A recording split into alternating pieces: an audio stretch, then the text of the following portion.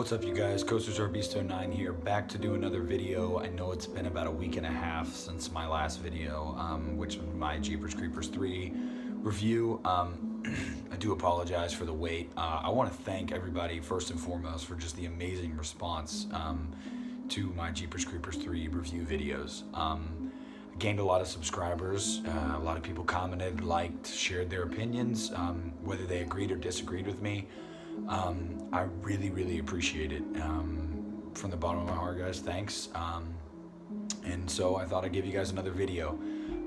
The music you're hearing in the background is the soundtrack from the movie Curse of Chucky from 2013. But here we're not here to talk about Curse. We're here to talk about Cult of Chucky, the 7th installment in the Child's Play franchise. Now, having said that, I was an absolutely huge fan of Curse of Chucky, so I was, because it was a return to form for the series. It was very grounded and just focused more on the horror aspect of everything, which was really awesome. Made Chucky a little serious again, not too serious because I mean it's a fucking possessed doll that kills people, but serious enough. It's a bit loud. Oh, well, what do you know?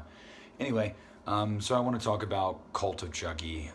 This is going to be spoiler free. I'm not going to give too much away. I'm really just going to talk about synopsis and thoughts and whatnot.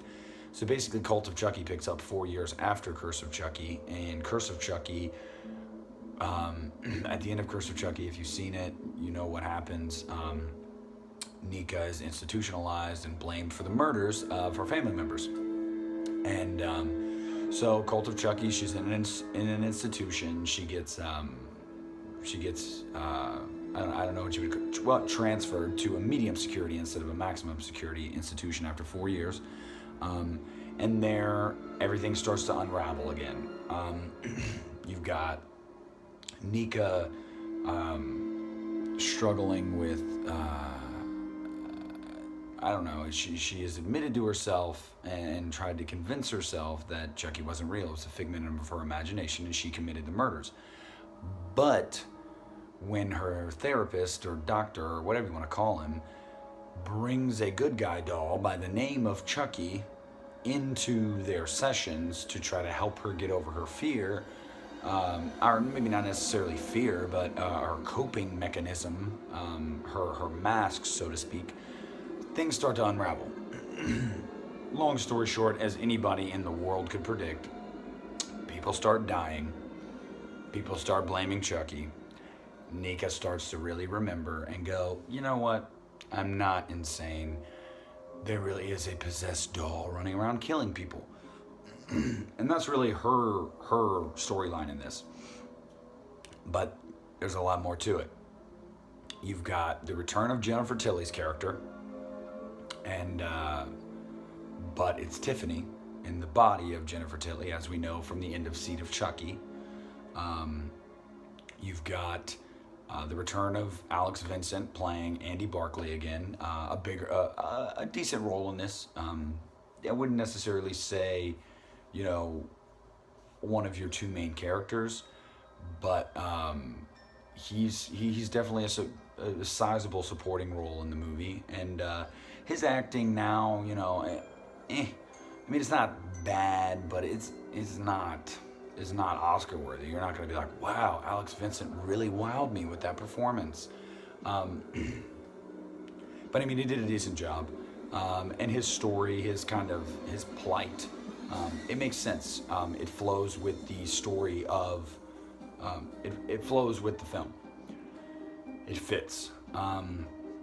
So he is basically on a mission to find Nika and figure out, and try to stop it, because he knows what is coming, or thinks he knows.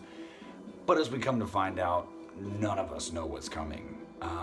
If I could put the movie into a simplistic, gross oversimplification, it would be an insane acid trip from hell. I've never done acid, so I wouldn't know what that is, what that's like.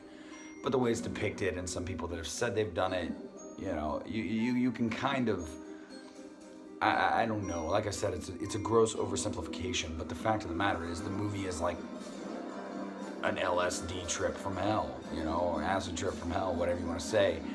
It's gory. It's over the top. It's funnier than Curse. Definitely funnier than Curse. And I think that Don Mancini, which I love Don, still has the best interests of the franchise in mind, and taking it to whole new grounds. Don really is trying to, he wants to find the perfect balance. He wants to find, okay, we have, our comedy here, and then we have our horror here. And in Curse, it was more like, all right, so more horror, less comedy. And this one, it's like, we're going to just kind of bridge them together. And so, and I don't necessarily have a problem with that, because, Chucky's funny. You want to hear him be funny, but it's got to be prudent to the story and driving the point of the film home. And it does just that.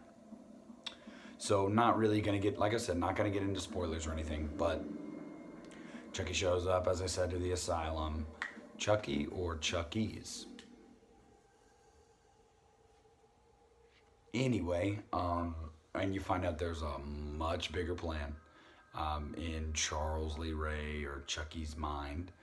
And that plan kind of starts to take shape, and shit hits the fan, and that's your movie.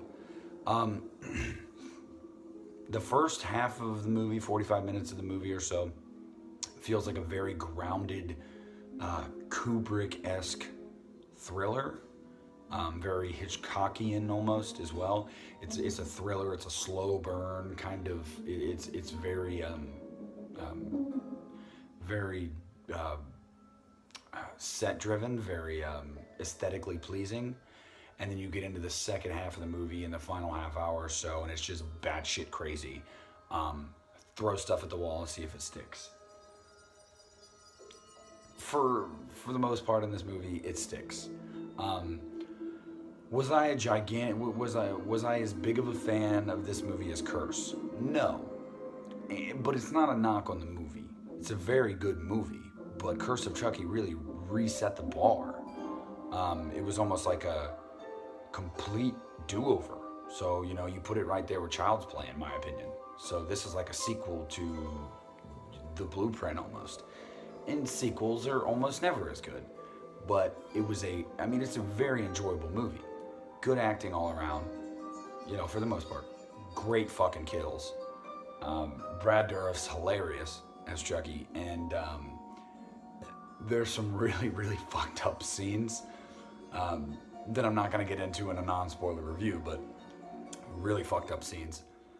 And the story makes sense. For as batshit as it may seem to a regular horror fan or somebody that hasn't seen all the Child's Play movies, it's bad shit.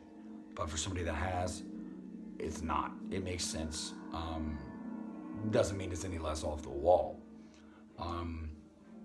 If I were to rate it, if I'm rating it out of 5, I'm giving it a 4.